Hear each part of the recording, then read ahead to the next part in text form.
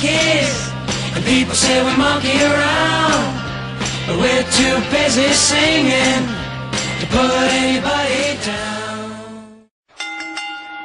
Ladies and gentlemen, it's the Bump Monkey Mafia. I'm Frankie V, here with my broadcasting partner. See you, brother, good guy. What's up? What's up? We also have the smooth operator, Mr. Wall. I'm here for comic relief. Comic relief, yeah, because he don't know what's going on. We're actually going to be introducing the smooth operator to the XW universe in January. I'm really psyched about that. I haven't Here been he able to comes. get down there, man. So I Yep. really Walking down the street. I'm going to be doing some stuff with that. It was a crazy weekend, man. It was. I enjoyed every bit of it. We showed up on Saturday, checked in the hotel. Right away, we started podcasting. We did an interview with Bubba Sutton. Then we did one with Fenris. Then we closed out our day with interviewing Cody Buckner and Nate McClanahan, and talked to those guys about how XWE is growing. And I think that was one of my more favorite interviews that we've done. Yeah, like the whole day in general. Yeah, I listened to both of those pods, and those were great. Those were great interviews. I wish I was really there. All our good interviews happen in Kansas. They do, don't they? Unless if it's Drake Gallows. I really like interviewing that guy. Well, we'll just talk forever if Drake gets in here. Yeah. I don't even ask like Drake one question. He'll listen. Yeah.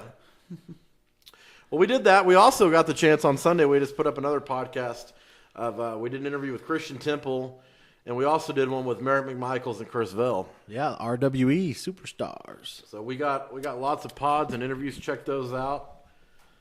I like falling asleep to those. Like I said in our Facebook post, let us invade your ear holes. Sit back and relax.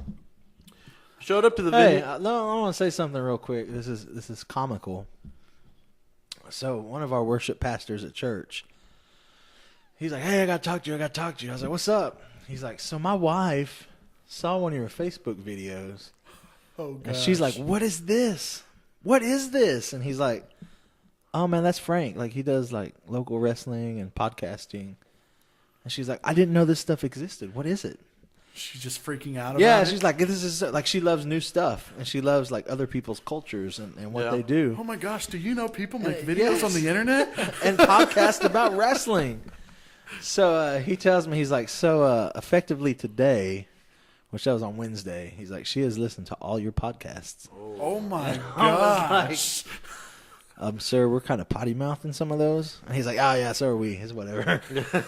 Are we supposed to clean it up now? No. She enjoyed it. She enjoys learning about our world of Yeah, professional you never wrestling. know what hobby you might find that you're going to enjoy. But let's recap the show, then we'll talk a little bit about our experience in Kansas.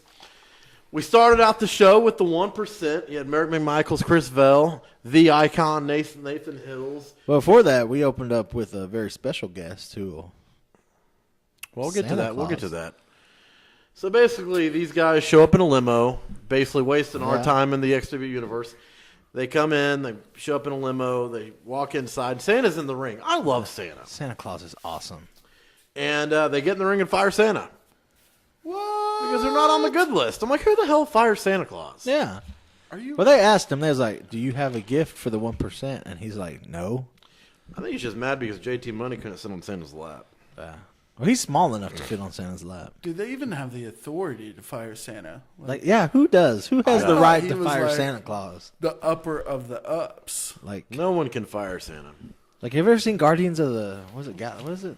Guardians of the Galaxy? No, No. it's the one with Santa Claus and the Easter Bunny. It's a cartoon. It's pretty cool. You can check it out. Yeah. If I remember the name.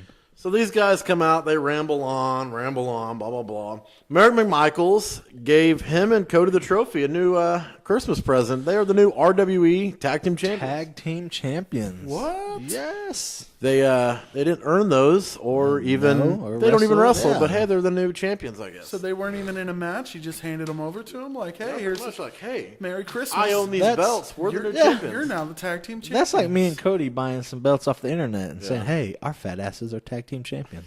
I did that one time. It did not work out in my favor. That just gives me ideas.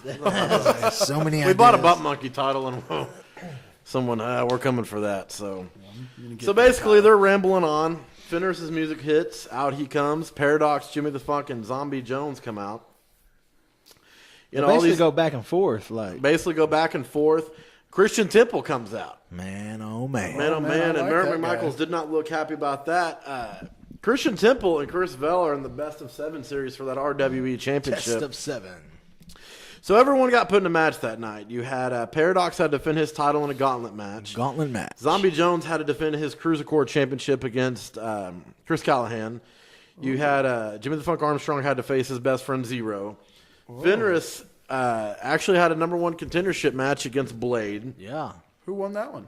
We will get to that. You got to be patient, So Smith. the deal was, guys, come on. If Fenris beat Blade, he would get a title match for the XWE title immediately following his #1 contender match. Oh, like right after, Yeah. just boom. So- Oh, wow. So all these guys basically got punished, and Let's touch on that Cruisercore, man. He was, 414 days? 414 days. Wow. Before they That rebranded is crazy, it. especially in the independent scene. You do Yeah. not see that. But, all those guys got put in matches, so that set up the card for the night.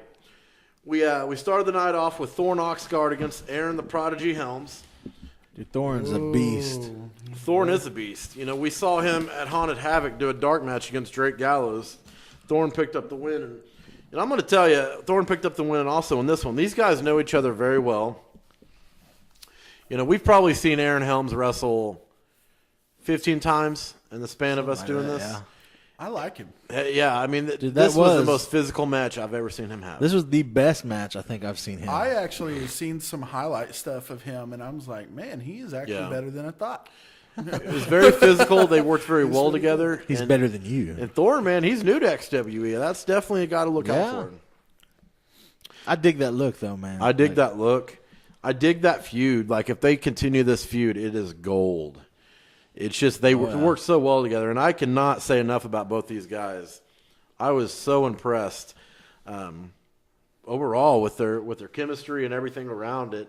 Fans were into it. It was hot. Aaron Helms always draws heat. Oh, he draws so much heat. That spear. Dude, the spear, let's talk about that Valhalla cradle pile driver, dude. Oh, man. Man, that was wicked. I seen some video of that, man. That's impressive. Woo. You don't see that much nowadays, pile drivers. No. You really don't. And it doesn't happen too It's often. a sight to behold if you see one. We moved on to the golden ticket winner, Bubba Sutton, going one-on-one with Kuda. That dude freaks me out. Kuda is a scary dude. Came out, scared the hell out of us on commentary. I was scared. I was pretty damn scared. I think people in the crowd were scared. I wasn't actually too scared that day. I was sitting at home in comfort of my own home. Well, come January 28th when you see this guy, you will you'll be terrified. Bubba got the win via DQ simply because Kuda could not break a hold. Yeah, chokehold, man. And really, this was a very physical contest as well. Modified rear naked choke. And on a side note, Bubba Sutton, we want you to get to feeling better, buddy. yes, sir, brother. You are one of our closer friends up in Kansas. We love you, brother. Hopefully, we'll see you healthy and ready to Get go. well, man. Get healthy. Yep, you have that briefcase with you too, so you never know when he's gonna catch that thing in. The thing about Kuda too is I don't think he understands English, He does not. or he was just so focused on getting the job done that he was kind of in his own little world. That he was. We're moving on to match number 3. Jimmy the Funk Armstrong going against Zero. Dude, these two knew so much about each other heading into this match. They've worked together. Yeah. This match was super awesome. They worked really well together like Oxguard and Helms did. And I cannot say enough about both these guys. I mean, they're both young. That's the second time we've got to see the Funk wrestle. And I'm very impressed, man. I love Funky Town. Well, who doesn't like to go to Funky Town? It's a blast. You should go sometime. I plan to. I was definitely very impressed with both these guys. Jimmy the We Funk. got to see Zero a little more in action this time. Zero looks solid, man. Last show he was in a Rumble, so you really can't focus too much on Just so much going on. Yeah. So I can't say enough about these guys. We moved on to a Cruiser Core Championship match. We had Zombie Jones going on against Chris Callahan. Now, this match can either be... It can be a hardcore or a cruiserweight title. Rules. Here's the thing about this match. We've seen a lot of hardcore matches in our time in this business. Easily top 5. Oh, yeah. And we've probably seen close to 100 hardcore matches. Dude, Callahan got his ass kicked. Yeah, that he did. And good old-fashioned. Zombie always looks good. Oh, man. Chris Callahan picked up the win, unfortunately. He has joined the 1% because Go to the Trophy, and Mark McMichaels decided to come out and get involved, and I don't know, winning people over to the 1%, I guess. Callahan's young. Oh, man. I guess he felt he had to get ahead. You guys keep talking about this 1%. I don't know if I like them very much. On a side note, I want to say that was Chris Callahan's 5th match. Very impressive. It was very impressive. And, here's the thing about Callahan that I like. He worked Cambridge at Haunted Havoc. Chris Cambridge, a guy that's been around this business, one of the higher-ups in Oklahoma wrestling. Callahan looked solid. He did look pretty good against Cambridge. I mean, imagine that. I mean, if I want to say that's what I heard. This was like his 5th match. I was very impressed. And, I can't say enough about this match and how physical it was. We had Legos. We had toy soldiers. Christmas trees. Chairs wrapped in Christmas wrappings. All kinds of stuff going on, man. That's legit. It was legit. Like, it was very well worked, and it was awesome. Well, we went to intermission. We came back from intermission with the gauntlet match. Paradox had to defend that title in a gauntlet. First off, came out Zukong. He looked way better than he did the first time. Yeah, when we saw Zukong at Haunted Havoc, he had to face Fenris. And, the kid looked good. He worked real well with Paradox, but, Paradox also works really well with anybody. I'm just going to throw it out there again. We are the Monkey Kings of the Ring. Oh, yeah. And we'll just leave it at that. Give him some props. Well, Paradox ran through Zukong. And also the newest member of the 1%, Colton Alexander. Yes. What? How many members is this people going to pull in? Enough that they're going to have to be called more than the 1% because there's going to be quite a bit of them.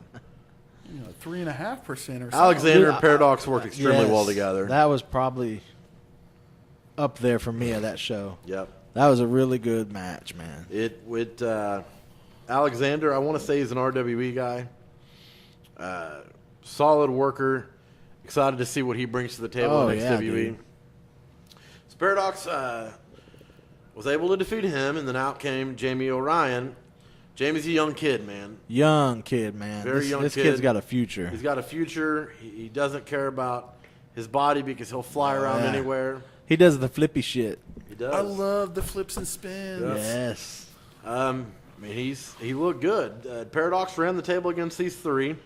That just goes to show you how much heart and drive for that United Liberty champion that Paradox has, man. I don't see how he did it. He was dog tired. Paradox is impressive. I always like to watch him in the ring. Well, we thought this match was over. We did. Barry McMichaels comes out and says that Paradox has one more opponent. Out comes Cody the Trophy. Yes. So we thought it'd be Cody the Trophy. Well, all of a sudden out, JT Money, as he calls himself From now, the crowd. Oh. Attacks Paradox from behind. Cheap shot. And wins the United Liberty Championship. Your new United Liberty champion. Thought the crowd was in a riot. Oh, they were so mad, dude. But once again, the 1% finds a way to screw up. Yeah, but again, I mean, just disgusting. Like, what's the point of this? Yeah. Why? This 1%, like I said, the more and more I hear about them, the more and more I may not like these guys. Yep. Well, we moved on. RWE Heavyweight Championship. This was match 5 of the best of 7. It was tied 2-2. Now, earlier in the night, Christian Temple comes out basically at the start of the show and says he wants a championship match. Remember, Michaels agrees, but if Christian Temple loses, he's fired. And this was a knockout or submission match, no pinfall. No pinfall. DQ, or not DQ, you either tap out or you don't get up, basically. That's impressive. Easily one of the best matches I've seen in indie wrestling in the last 10 years. Blew my mind. We've Just seen the some story stuff. these two dudes told in the ring, man. They know each other very well. And to be able to call that match was insane. Like, we've talked about showing emotion when we do this, but I was so glued in to this match. I wanted it to go. I wish it was a 60-minute Iron Man match. Dude, they could probably rock it. They work very well together. I wouldn't doubt it. I've seen videos and, I've seen some live stuff of both of those guys, and it is fantastic. Fantastic stuff. Christian Temple picked up the win. Yes, apparently, for the time being, at that moment in time, your new RWE champion Was Christian Temple. Until Merrick McMichaels stripped him of the title to give it back to Chris Vell. Yeah. On a solid note, I guess, Christian Temple does lead that series 3-2 now. Yeah. We will see that will carry on. Dude, I'm so excited to see Christian the rest of this impressive. series, man. I always I love don't, watching him. they do this, and I want to say, Merrick McMichaels had said that they do it in a different promotion in Kansas. I think, was that their fifth one? Fifth one. I think they've been in 4 promotions so far. I would drive anywhere in Kansas to see these guys. Let's do it. Absolutely. Absolutely. I'll walk there if I have to. Well, we set up for our semi-main of the night. You had Fenris and Blade. Number 1 contendership.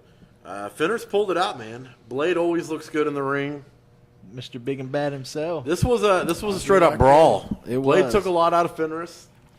Blade took his loss like a man, head to the back. Out comes Nathan Hills. He thought he'd get an easy 1-2-3 count. Yeah. He did not. He got Fenris was attacked.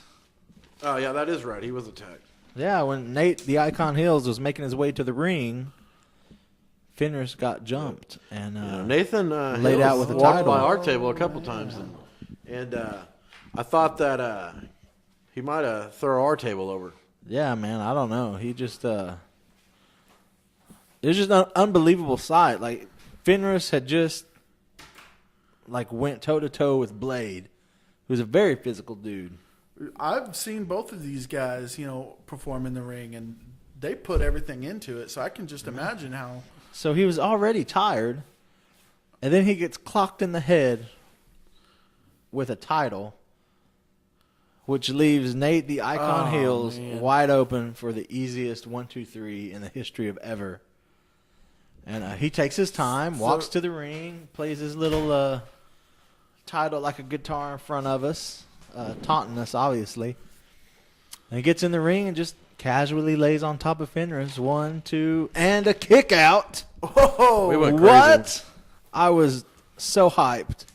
And then he tried it again, and apparently there was still a lot left in the tank for Fenris. Yeah, but Fenris is going to beat the numbers game. No, it can't beat the numbers game.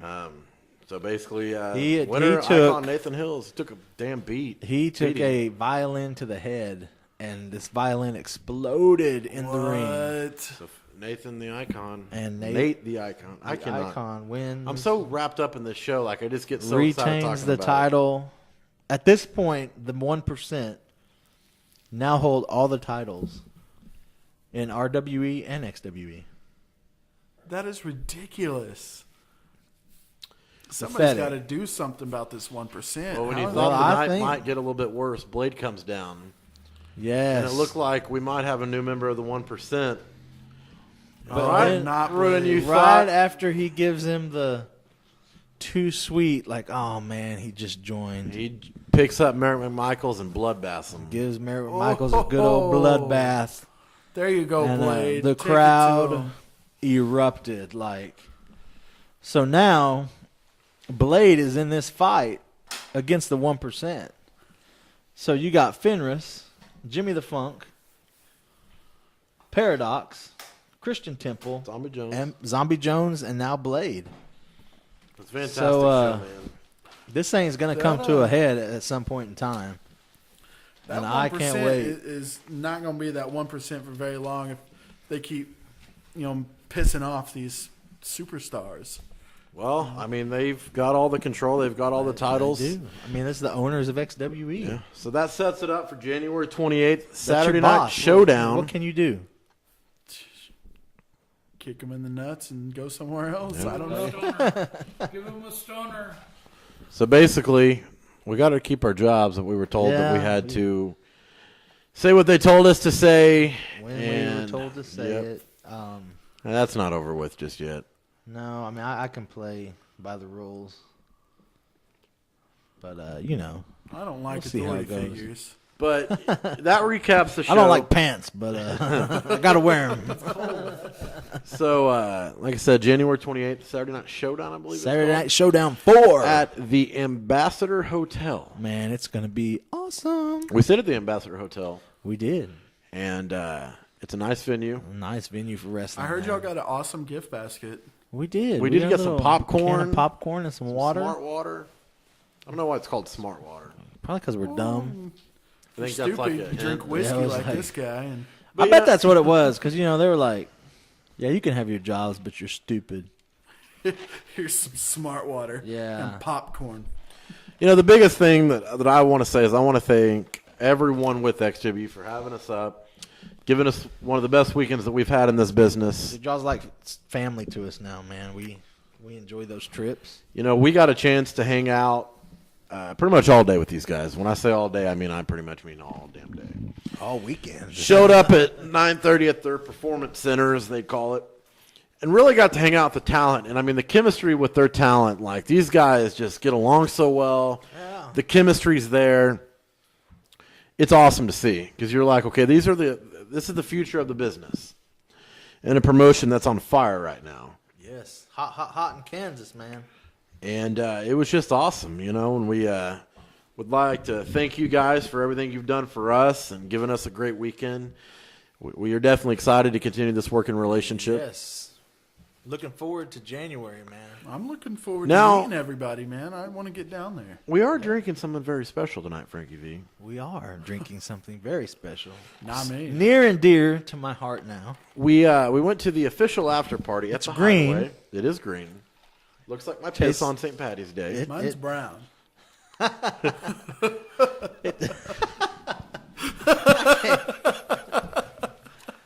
So it tastes like green Powerade. Yes. And I Don't feel like green power the next morning. No, it does not. I think this is now coined The 1%.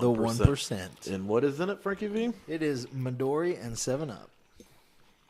That's just going to give you a bellyache and a headache later. Yeah, well, it's high class. Yeah.